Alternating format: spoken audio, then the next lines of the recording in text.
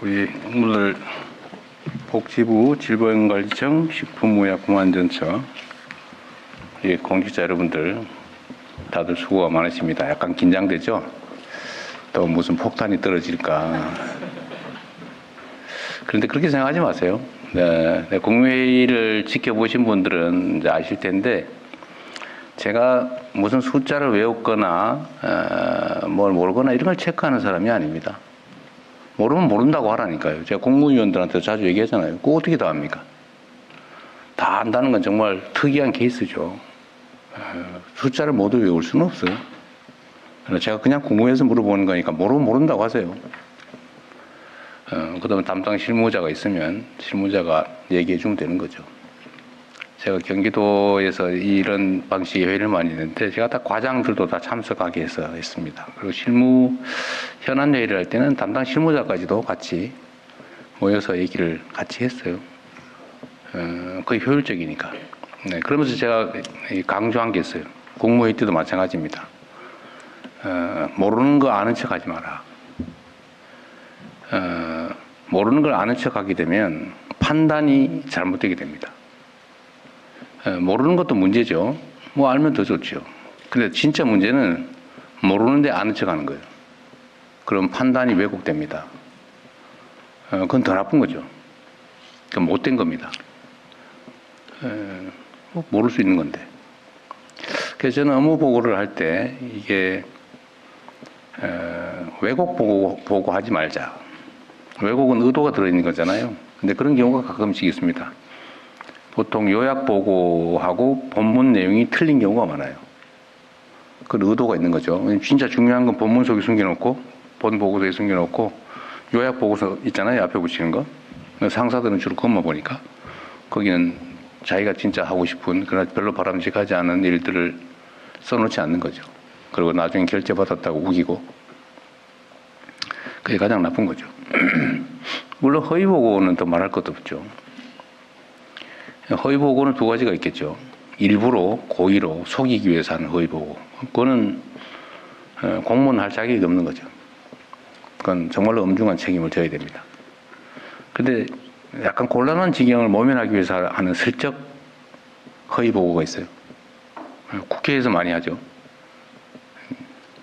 곤란한 질문을 하면 슬쩍 그런 경우가 제가 있었던 것 같아요.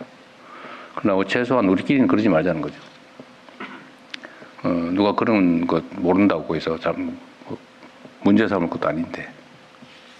그래서 의도적이진 않지만 모면하기 위한 허위 보고 이런 것도 하지 마십시오. 제가 그러잖아요. 제가 공무위원들한테 처음에 모르고 거의 그럴 겁니다. 이런 표현 있잖아요.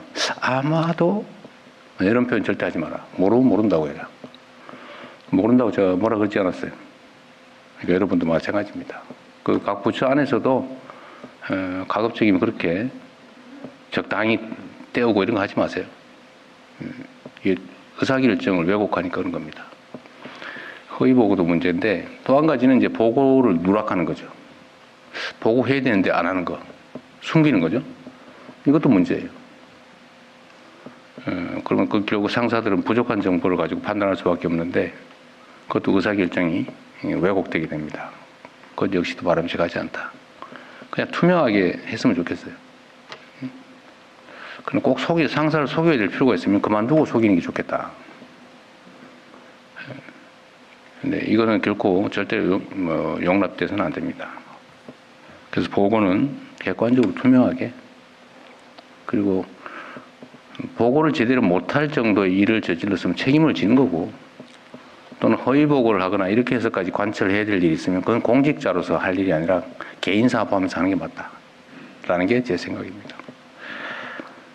그래서 오늘 보고 얘기할 때도 편하게 하세요. 어떻게 다 합니까? 뭐 더 잘 알면 좋긴 하지. 모르는 것보다 낫죠. 모르는 게 또 너무 당연하기도 합니다. 대통령님들 어떻게 국정을 다 파악하겠어요? 몰라요. 그냥 궁금한 걸 몇 개 물어볼 뿐이죠. 또 동네 여기저기서 문제가 됐다든지 이럴 경우에 한번 확인할 필요도 있고 또 이 업무 보고라고 하는 게 본질적으로 그러지 않습니까? 우리는 다 남의 일을 하는 사람들이죠. 자기 일을 하는 사람들이 아니에요. 남의 일, 국민의 일을 하는 겁니다. 그것도 대신. 국민으로부터 보수를 받으면서 국민에게 충직해야죠. 우리가 충성해야 될 대상은 상사가 아닙니다. 국민이죠. 상사로 표현되는 국민. 가급적이면 저도 국민의 시각에서 한번 물어보는 거예요. 또 국민들이 저한테 물어보라고 요구하는 게 많아요. 저한테 메시지 요새 엄청 많이 옵니다. 최근에 한 이틀 했더니 막 이것도 물어봐 주세요. 저것도 물어봐 주세요. 엄청 많아요.